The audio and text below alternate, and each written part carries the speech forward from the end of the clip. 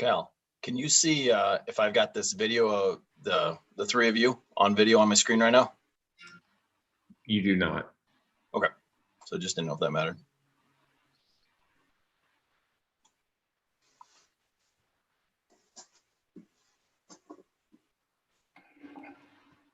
Hello and welcome to Moving Iron Podcast number 194. This edition of the Moving Iron Podcast is brought to you by Tractor Zoom.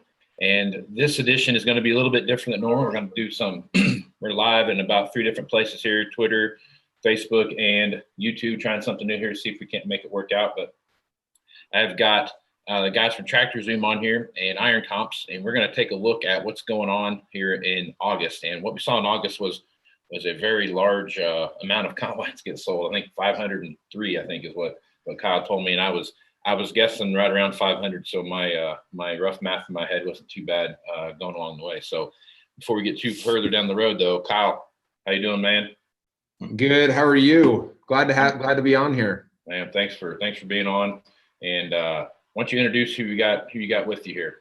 Yeah, wonderful. I'm sure some of the listeners have heard Casey and I talk about what we see in the auction market. And today I brought Andy Campbell on, our director of marketing.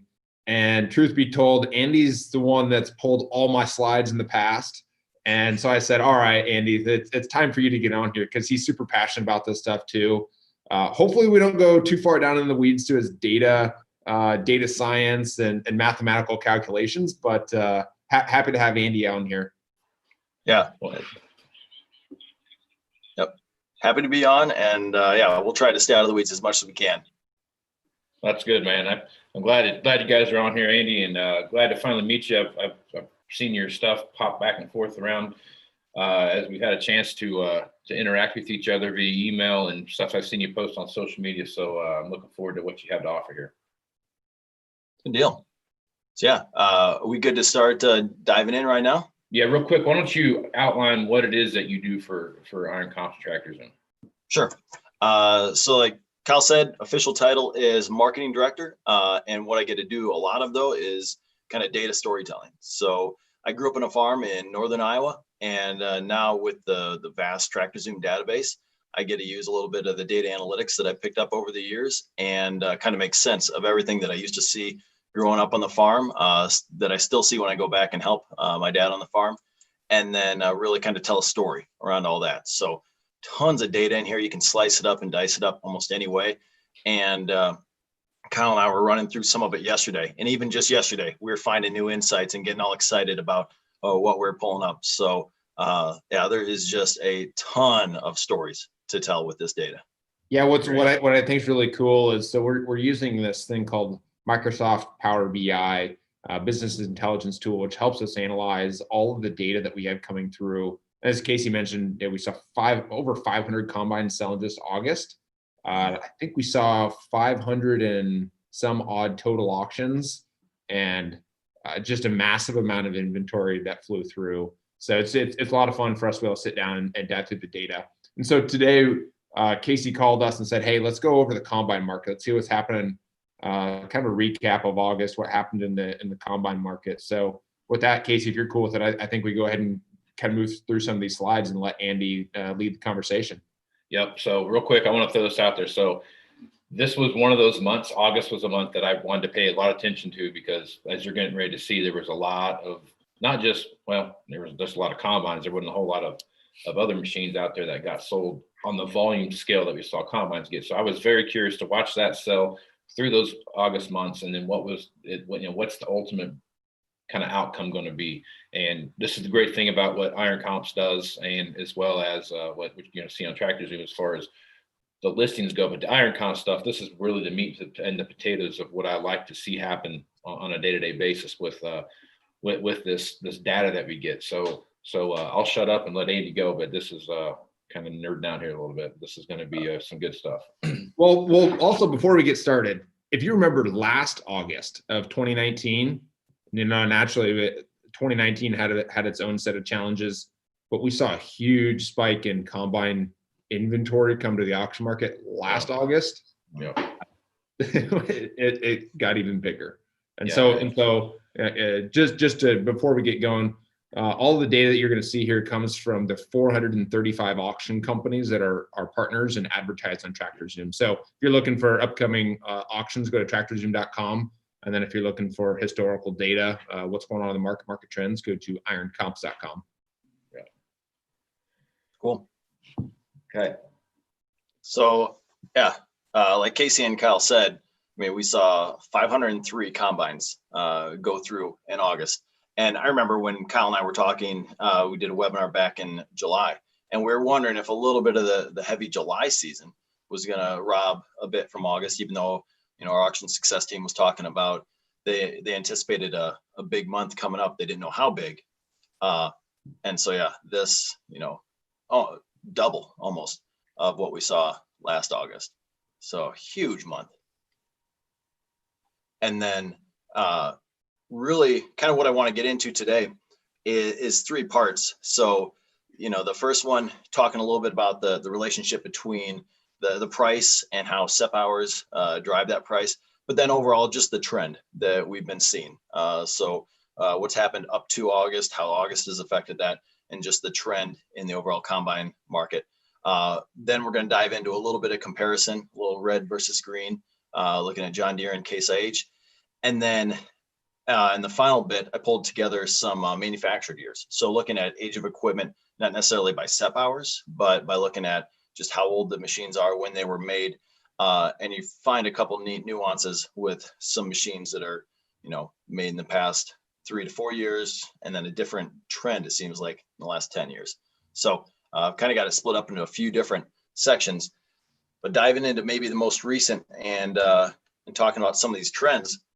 You know, on the top is just a graph, just like we saw, except with a lot of the data that we pulled for this conversation, we took combines that were just over $50,000. So, you know, you've got a lot of combines that are selling for under $50,000, some in the, you know, $10,000 range, probably for parts. So we didn't want to include those in this analysis. And so just keep in mind, everything that you're going to see from this point on is 50K and above sales, which to still sell, I think that's 188 up there in August that are above 50K. Saw a lot of good pieces of machine move. So Casey, I'm really curious to see kind of your analysis of this. One of the things that I see from the data that's right in front of us, and I know some of the podcast listeners may not be able to see this, go to Casey's YouTube channel to look at these slides. August 2019, we saw 108 combines sell over 50,000. A year later, August 2020, we saw 198. So almost 100% increase in combines. Look at the average price over August 19 versus August 20, an increase of what's that, $20,000 from 130 to almost 150,000. But what's unique, I thought, is the average SEP hours. So if you look at the quality it brought to market, the average SEP hour in August of 2019 is roughly that maybe 1,300, but the average SEP hour in August is all the way down to probably 1,200 or 1,100. So a big discount in the average SEP hours that's brought to market. So my assumption from that is better quality. What are your thoughts? Yeah, I think I've thought about this a lot. So the three big sales that we watched, you know, you had that had the Sinclair sale, you had the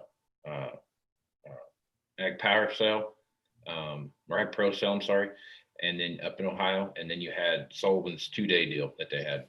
And between the two of them, I think there were 60 combines-ish on the, going off memory here, about 60 combines on Sinclair's auction. There were 45 or so on Ag Pro's deal, and it escapes me. I don't remember the number on Sinclair's 2-day deal, but it was up there. It was like 40 some combines.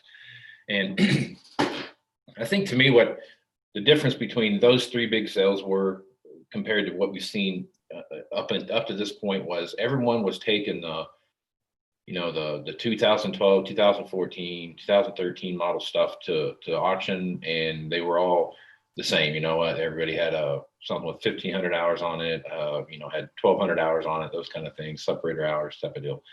those 3 sales brought in a wide variety of machinery that was under 1,000 separator hours. And in some cases, we had a lot of 500-hour machines. We had a lot of 250-hour machines. I want to say the Ag Pro cell had some 660s. I remember, if I remember correctly, they had like 250 separator hours on them. So there was, I think what they did that was different about those 2 sales compared to what we've seen up to that point was they had obviously a large inventory of under 500-hour machines, and they took them and they rolled the dice on those to see what they could make happen. And it was something that the auction market hadn't seen up to that point. Excuse me, up to that point. So it brought in those buyers thinking that they're going to get some kind of a sweet deal on a machine at auction, and those 2 didn't have that. They didn't have that quote unquote sweet deal that you would see. Most of those were bringing some pretty strong retail numbers comparatively to what's out there. So I guess as I look at what you have here, I think it was excuse me. It was the quality, the lower houred machines that have come to the market here of late. A lot of those are 2-year-old machines that are probably coming up on a year and a half, birthday, and they're looking at what they're going to do to get rid of them. I think they knew the outcome of the 2012 S670 with 1,500 separator hours on it was going to bring somewhere between 65 and 85,000 bucks, depending on how it was set up. So I think they kind of knew what that was going to be, and may or may not have had an appetite to do that comparatively to where they're at, thinking that maybe these other machines are coming in, we're going to do it. And my hat goes off to the guys at Sullivan. They understand the market, and I'm sure there was some coaching that went into that, and some back and forth on what they wanted to get where, and they did a great job with it. But getting lightning to strike one place once is hard enough, much less 3 times. And I think we kind of saw the fall off there towards the end of the month of some of those sales with the number of machines that have been hit the market at that point. And I really think that's where you're starting to see, like in your middle graph there, your average price, how it really kind of starts to, peaks way up there at the end, and it has a pretty rapid drop off there towards the end of that. And it kind of, I think that's what we were seeing in that August timeframe, is that, combine value started to go up, but simple supply and demand, when you flood the market with something, sooner or later it's going to have an adverse effect on pricing. So you think that this big glut that hit the market in August was a lot of people trying to kind of replicate what happened at the Sinclair auction? Absolutely, 100%. I mean, that Sinclair auction thing, I was terrified what was going to happen with that. I thought, man, this is all we need right now, is to have this kind of volume hit the market in one day, and then all of a sudden there's going to be this massive reset of the marketplace. And I watched it, and the one thing I didn't take into consideration though was, and that's, shame on me for not doing that, was what they put in it. It wasn't the run of the mill stuff. It was stuff we hadn't seen before, and you could tell where the thirst for hours were by how those machines sold for. And I really believe that they actually helped prop the market up. Not necessarily like values went up or anything like that, but it really solidified that bottom. And I think that's what we saw with that sale and the next 2 sales after that. They kind of repeated each other.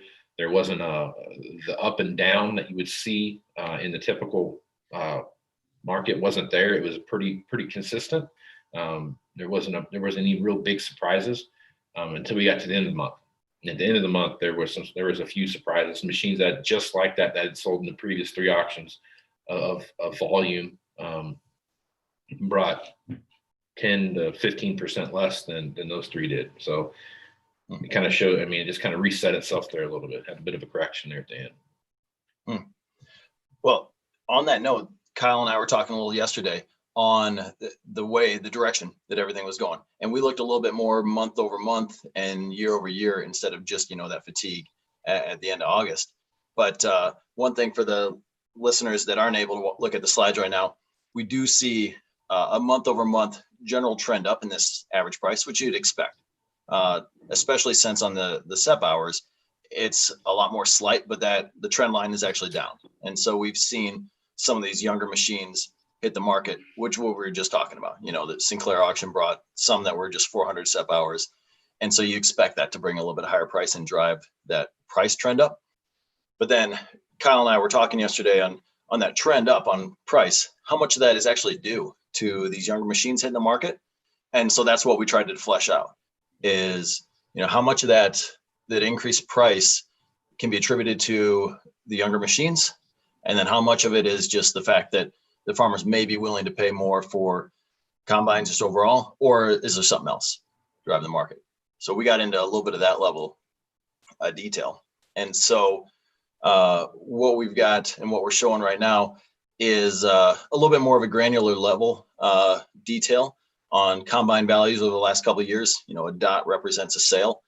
And if you're looking at the graph, you can see auction dates that are hidden. I mean, they're just thick lines of, these combines being sold in one day or in one weekend. You can literally see the Sinclair auction. Yeah, like that's that auction. 75 combines sold in one day. Yeah. So we took the trend line of this, which was the same trend line that we had on the previous one, but we actually graphed it and came up with a rough average equation of the fact that, day to day, the average combine value is increasing $45, which I think that comes out to about $17,000 a year is what on average combine values are increasing. So we dove into this, but then also took a look at those SEP hours. And like I said, it's negative. It's just slightly negative though. To the tune of, you got a negative 0.033 per day, which doesn't really make a difference or make any sense until you take that into a year. And on average, combines are getting a little bit younger, driven largely by Sinclair here and those three other major auctions, dealer auctions that happened in August. Though they're really pulling that average down to about the tune of about 12 SEP hours a year from 2020 versus 2019. So getting a little bit younger. But this is really where Kyle and I started diving into the weeds and geeked out a little bit yesterday and it brought back a couple of the old math classes. But then we started saying, okay, what is this relationship between SEP hours and price? And Casey, I don't know if you've dove into this before, but essentially, it's not quite linear. When you drive a combine off a lot, the first, few hundred hours are going to depreciate and change that value different than when you're talking, 2,000 to 2,500 hours. And so You see that price change. Yeah. And so we kind of tried to fit a best fit line to this thing that represented that and found a fairly good, decent one. But with this, what we really tried to do is, okay, we found a decent line that represents how combines are depreciating based on SEP hours. And these are all the combines out there, again, that are over $50,000 that have been sold. But we went and took this sucker and got to probably what is the coolest chart, but also the not coolest. Most confusing. Right, exactly. Plain Jane, just a little bit of a table here. But what we found out, and I'll narrate this again for people that can't see it, is average 2019 prices for combines that are over 50K was $100,000. In 2020, and this is only quarter 1, 2, and 3, I took out quarter 4. Just because we haven't experienced that yet in 2020. So I didn't include quarter 4 in 2019. But in 2020, average price through the 3 quarters is 118,000. So that year-over-year price change is about 17,000 increase. And then I took that neat little curve that we just made on the last one, and I said, okay, based on everything that's sold in the last couple of years, just fully based on their SEP hours and that equation that we came up with for that line, what should those prices have been? And came up with in 2019 should have been 96,000, a little bit lower than the actual 100. And in 2020 should have been 107,000, quite a bit lower than the 118. That's a 10% increase. So essentially what this is telling us is that the younger machines that we saw in 2020 should account for about a 10% increase in price. but what farmers are actually paying at auction is 17% higher.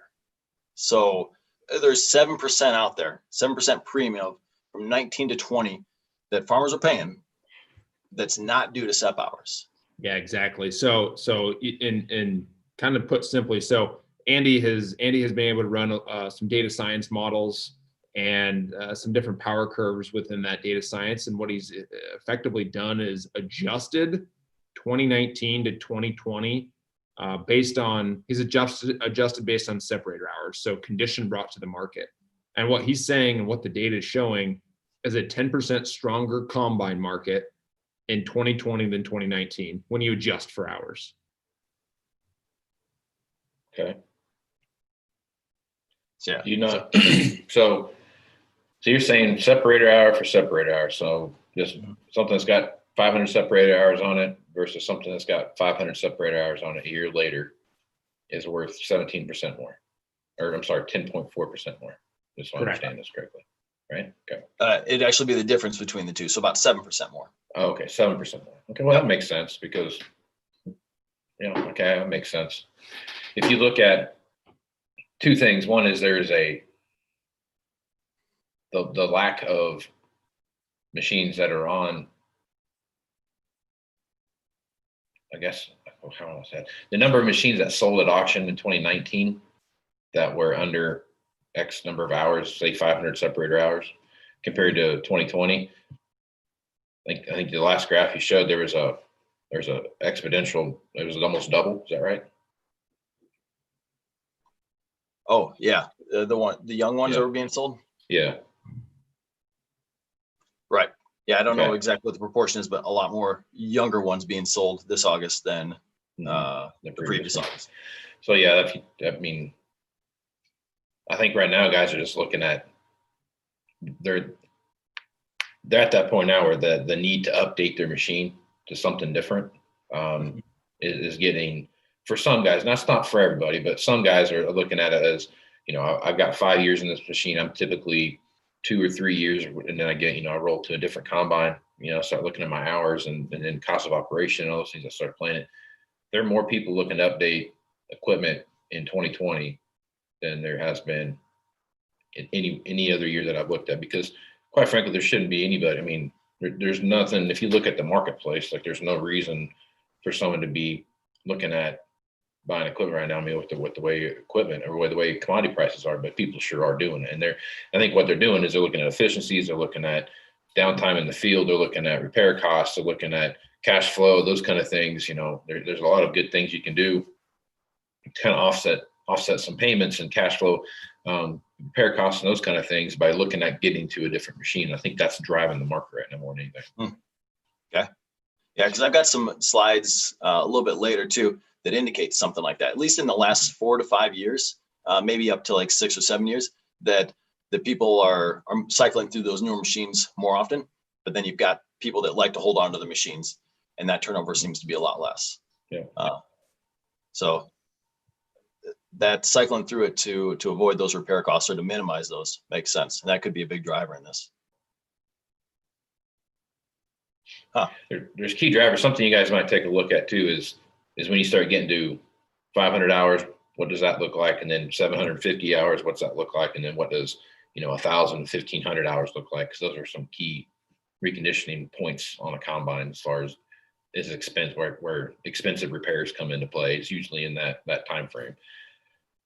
So you might take a look at that and see what that looks like on your graph. Yeah, we might even be able to flesh that out. Not exactly, a little bit later, but maybe based on the years that they've been in the field. I'll come back to that one because I think that might explain a question that I've got later based on the manufactured year. Okay. So moving on from this, Kyle and I talked a little bit about diving into a little red versus green, and just a quick snapshot of John Deere's S680, their S670, and Case IH's 8230, and really kind of high level look at what they're bringing in the market.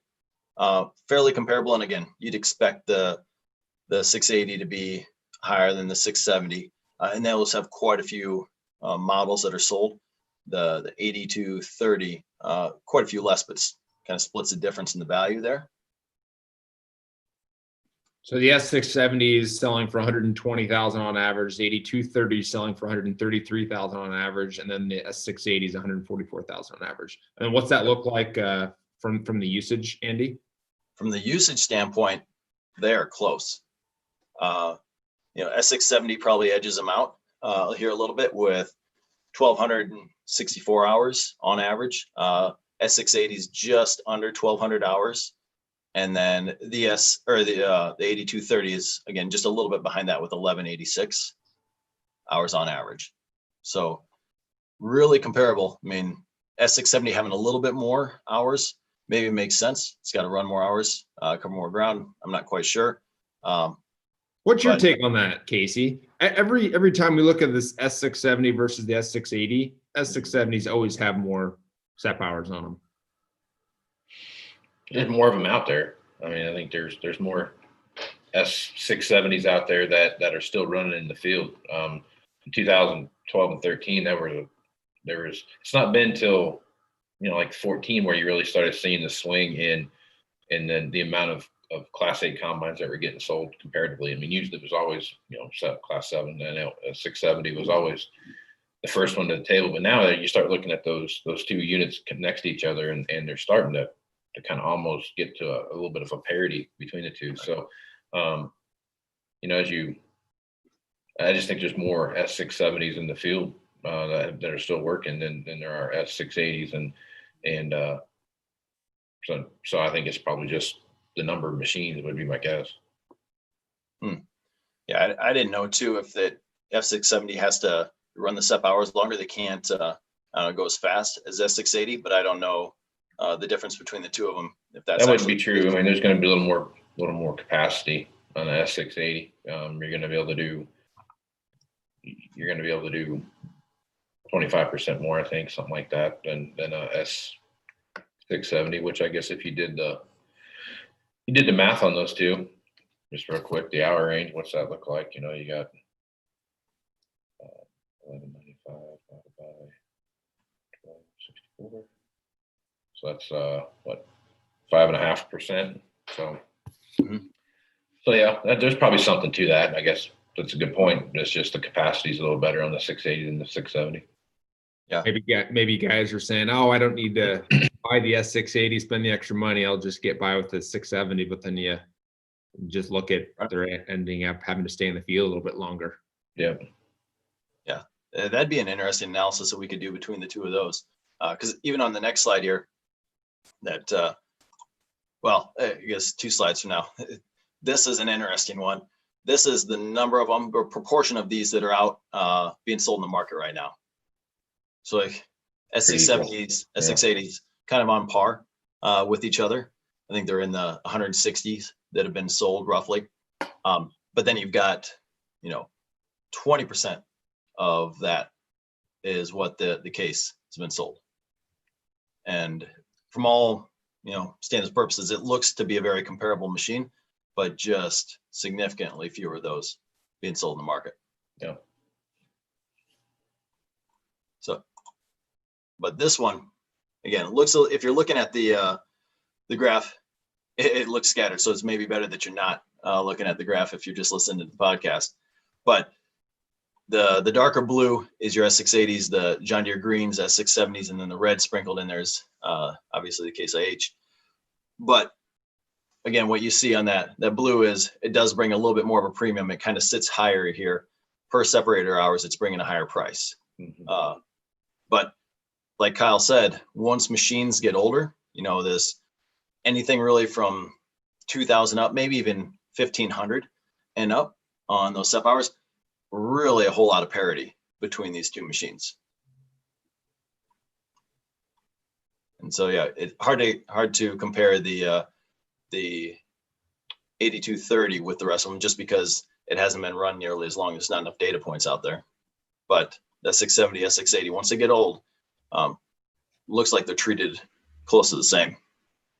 Pretty crazy seeing some of these 670s and 80s being run to 5,000 to 7,000 SEP hours.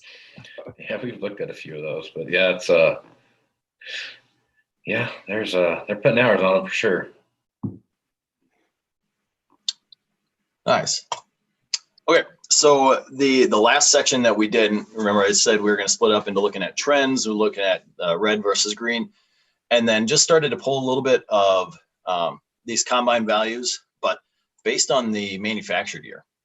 And so what year did the OEM put it out? And then how many of these are we actually seeing at market?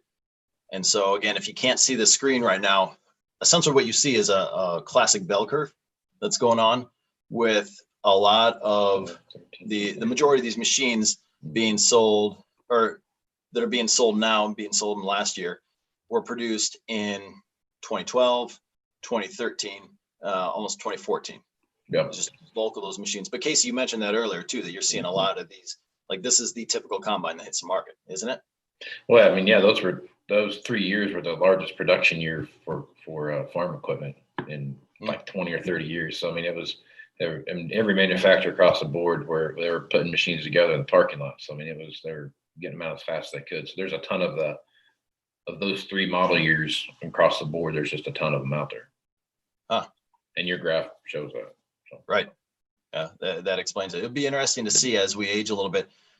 Is this like the pig that moves through the snake, and that continues to be the bubble as it goes, or will it shift up a little bit? Because it makes sense that things that are 7 years old are hitting the market right now because people want to trade them in. Right. But that'll be interesting as it ages and moves a little bit to the left. Casey, the other question I had for you, I mean, these are legitimate sales down here. I think that's a 1991, a 95 combine that's sold in the last couple of years for over 50K. Yeah, like that seems ridiculous. Well, I mean, this is how long is this? Last 2 years or last year? This is in the last couple of years, since January 2019. So if you had a 2000, which would be what, 50 series, that'd be depending on the hours. I mean, I could see it bringing 50 grand, 55,000, just depending on what it was. Now, 1990, 96, 10, or a 1995, 96, 10, or 9600, I guess, would be bringing 50 grand. I don't know. That's one of those ones that some guy found in the barn. And it's got like 2.5 hours on it. Machinery Pete shows up and does this whole show about how the guy forgot he had it in his shed for 50 years, and then he opened the door and there it was. So yeah, that's probably what that is. I just can't imagine that there's most of those machines have got like 6,000 hours on them, 7,000 hours on them. They're just got a ton of hours on them. So. Right. Okay, so the next graph then gets a little bit to that point, plus what we talked about earlier. Then this is the average price of combines that are being sold in the last couple of years, but based on the year that it was manufactured. And so if you really start all the way to the right, closest to 2020, you're seeing combines that were manufactured in 2019 are going for north of 300K. Again, very low SEP hours. That makes sense. I'll bet a lot of those were Sinclair or some of these dealer auctions, but you start to drop down significantly, and fast. So things that are sold in 2018 have quite a bit less value. 2017 probably are sitting around $220,000. But everything that was manufactured in 2015 up to 2019 has this really steep curve. So just this sharp curve right here, that as it gets a little bit older, you're losing quite a bit more value for whatever you're paying for it at auction. But once you hit this sweet spot somewhere around, that glut, that 2013 time period, 2014 maybe, it levels off. It doesn't follow the same linear pattern. And so you get this flattening right here. And it seems to happen around 2013, 2014. So my question to you was, is this just a matter of what we saw earlier with those SEP hours, where there's not a lot of difference between a 1,500 SEP hours, 2,000 SEP hours, or 2,500 SEP hours, or this inflection point that you have around 2012, 2014? Does that have anything to do with the change in the engine and the DEF fuel standards of people not wanting?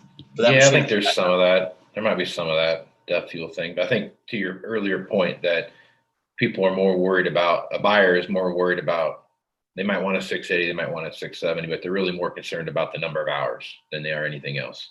So they've got, they want 1,000 hours. And if it's a 670 or a 680 or a 2330 or 8230 or a 8240 or whatever it might be, they're more concerned about at a certain age when it gets to about 12,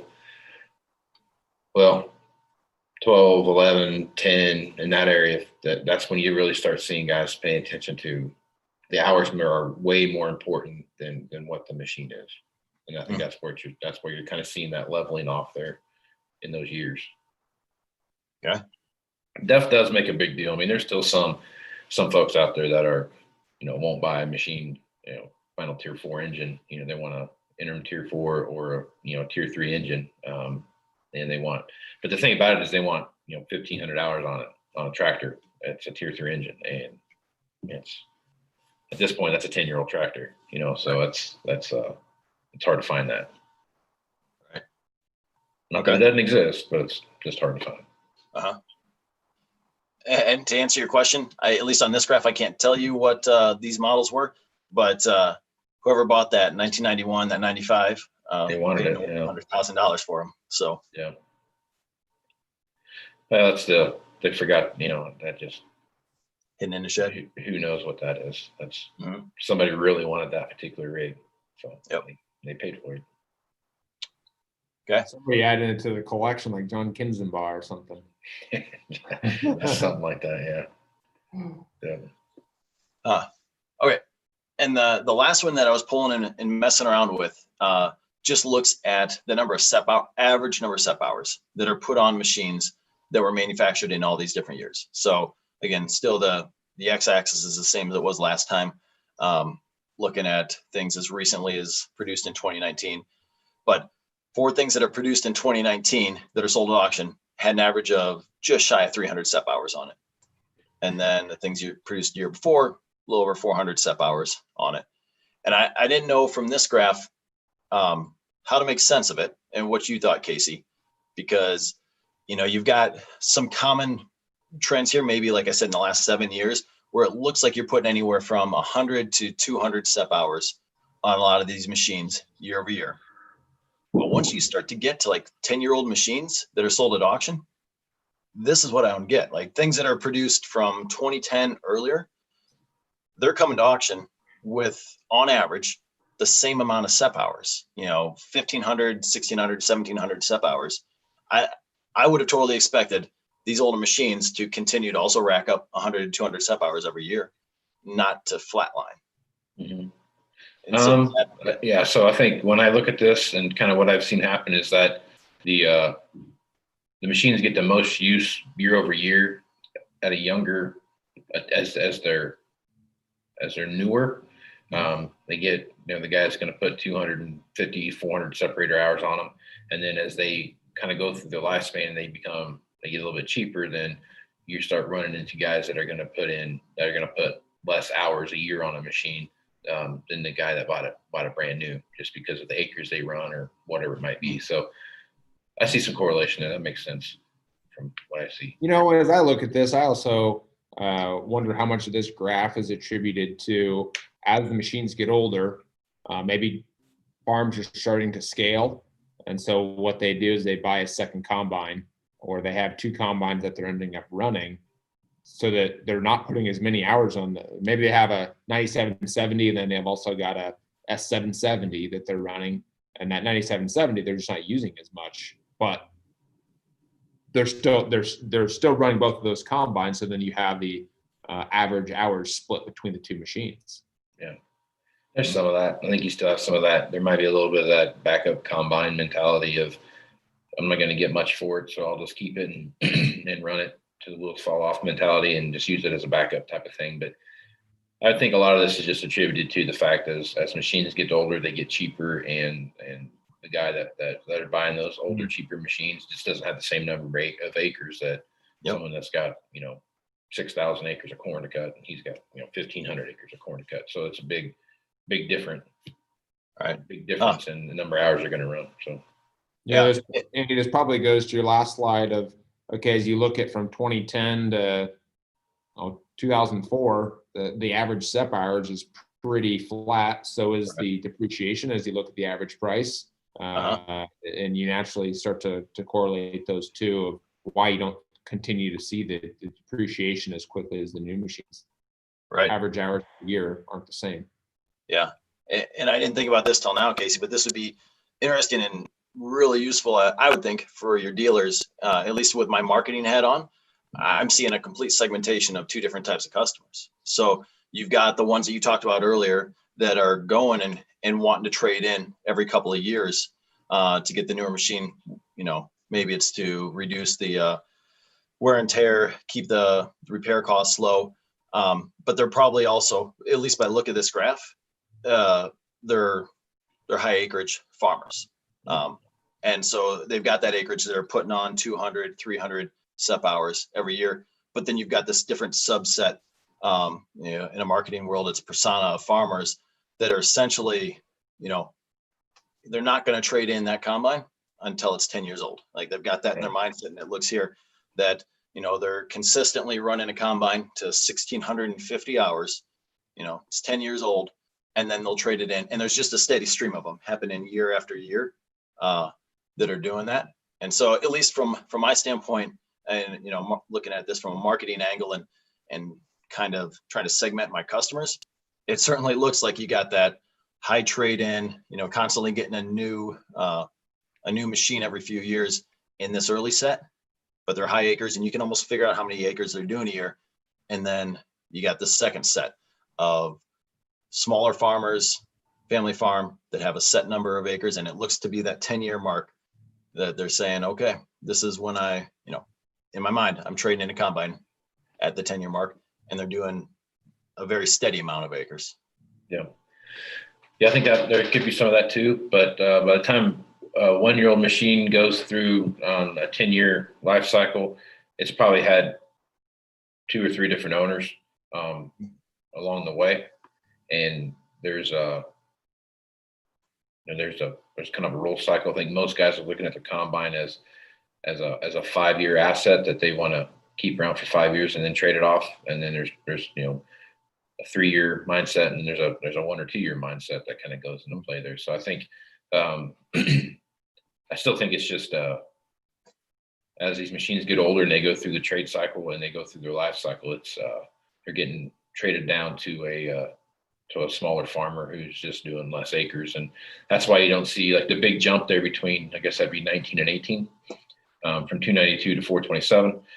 And then you look at the 20, that'd be 16, I guess, right there would be just slightly above that. Mm-hmm. So then if you look at 16, 14, no, I'm sorry, yeah, 16, 15, 14 there.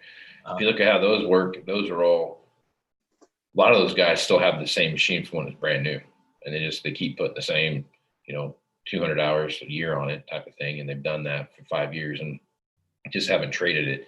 And that's, if you look at where 2010 is, and then how that falls off to 11 and 12 and 13 and even 14 a little bit, but those 11, 12 and 13 model years, the hours was like within like 10 hours of each other, right, on average. So that kind of shows you that they've kept those same machines and they've ran those same machines, and they're looking at may or may not, the majority of those machines are just now hitting the marketplace from when they were bought new off the farm. So there's a steady number of hours that got put on those consistently, as you can kind of see that there's consistency there that you don't see across the board anywhere else. So, right. Huh. Interesting. Yeah. For future analysis, I mean, you mentioned the 1, the 3, the 5-year trade life cycle, but also the reconditioning points of 500, 750, 1,000, 1,500.